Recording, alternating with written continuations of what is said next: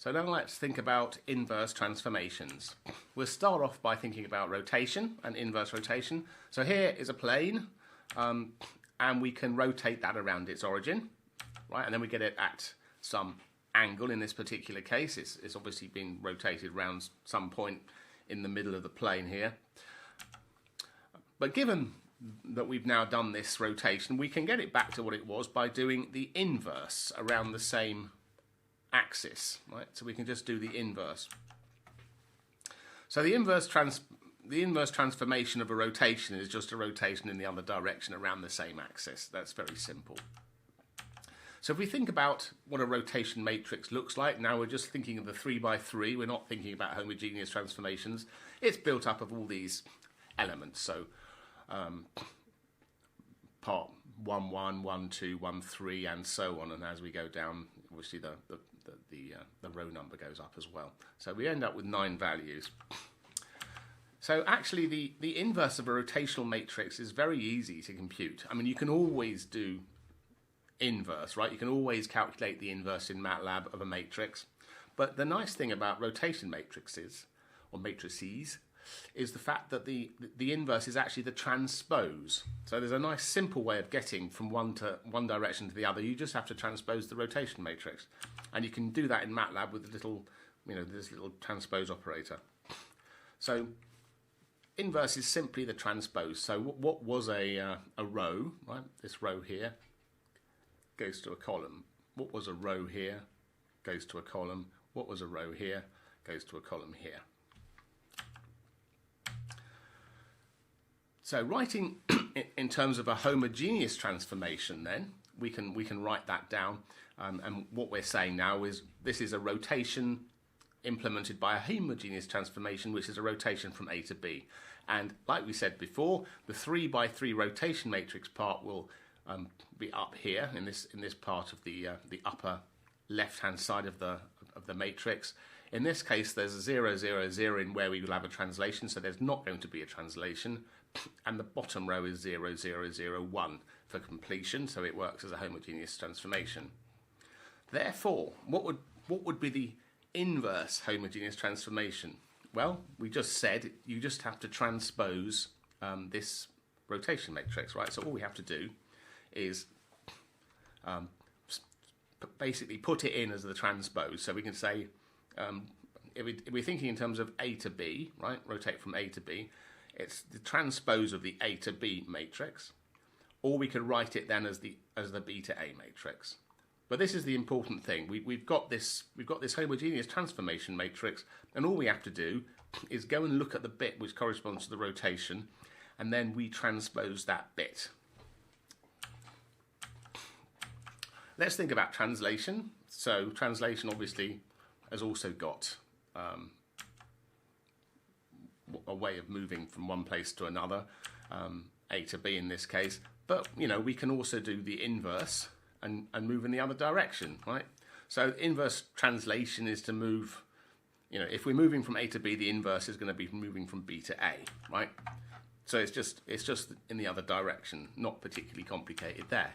Now, it starts getting more complicated when we put rotation and translation together. But let's first of all just think translation is formed by adding a translation vector.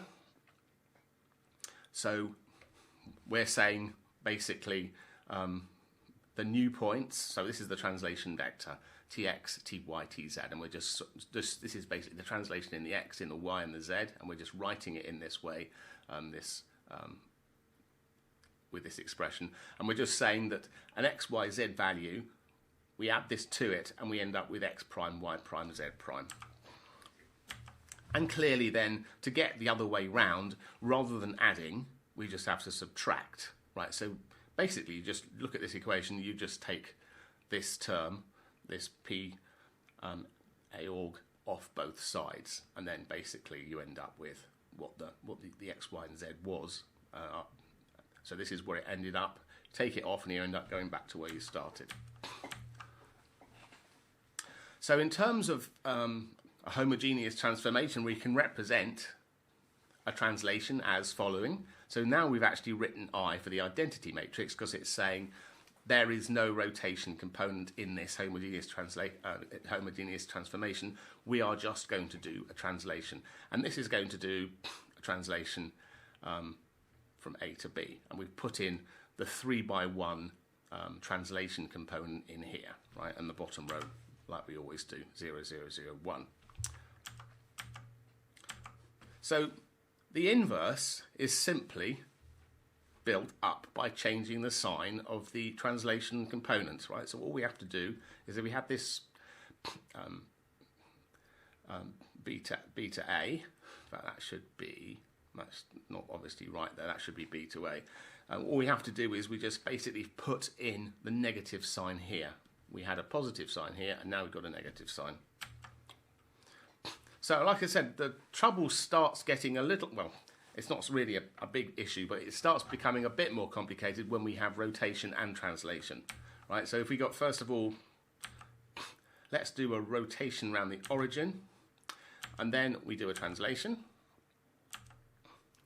In order to get back again, right, we've got to, first of all, do them in the other order, right? So we first do the inverse translation, we can do that, and then we do the inverse rotation. That's easy.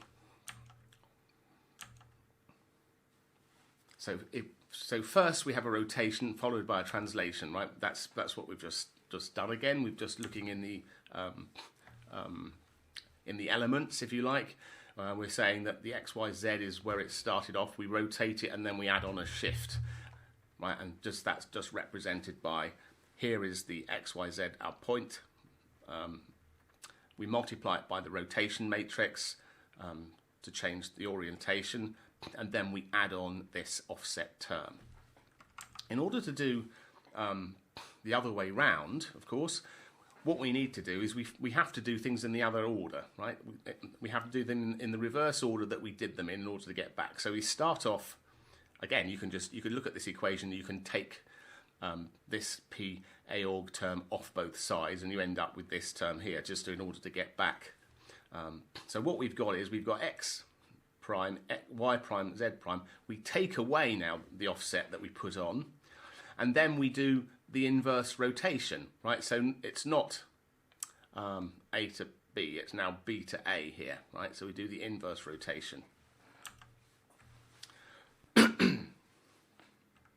Which is, of course, in terms of the rotation part, we can just say, well, the rotation's the same.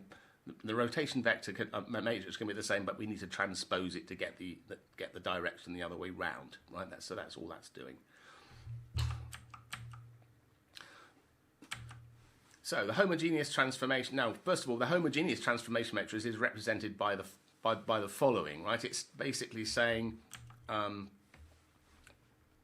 we do, first of all, we're going to do a rotation, and then we're going to do a translation, and we can calculate the inverse of the whole thing if we wanted to, just by doing the inverse transformation. But when we actually do that, and then we looked at the matrix we're getting out as a homogeneous transformation matrix, if we looked inside it, then you'd still have this structure, right? You'd still have this structure that it's doing, the first thing it's doing is a rotation, and then it's doing a translation. So it's not like doing what we just want to do.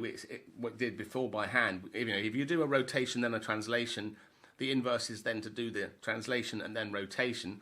But you can also do it by doing, again, a different rotation and a different shift, because that's the way the homogeneous transformation works. It only ever goes in that direction. It's always doing the rotation first, and then it's doing the translation. So if we've got the homogeneous transformation matrix represented as follows, right, with our rotation part here from A to B, our point shift translation part up here. If we calculate the inverse, what we'll end up with now is, and then try to basically to understand the parts, what we'll end up with is going to be like the following. The rotation is going to be basically the transpose rotation we did. So it's going to be the inverse rotation. But now we notice what we've got here is we also have to account for the fact that we're first doing a rotation, and then we're doing a translation. So we end up with, first of all, it's not surprising you get a negative sign here because it's going to be taking off the translation you put in before, but it's also transforming the translation you need by the inverse rotation direction as well. Right, so this is an important result. When we actually calculate the inverse, let's say of a homogeneous matrix like this, a homogeneous translation matrix, or rotation matrix, we end up with the components being slightly changed. We end up with the rotation matrix becoming its inverse, which is given by its transpose, and we give the offset part that we generated the translation with becomes negative and scaled by the inverse rotation matrix. Right, so that's the important thing. So inverse rotation followed by translation. So if we now first do the inverse rotation, it ends up there, and then we do the translation, it would end up back there, right? So that's what it's doing. It's always doing it in that order.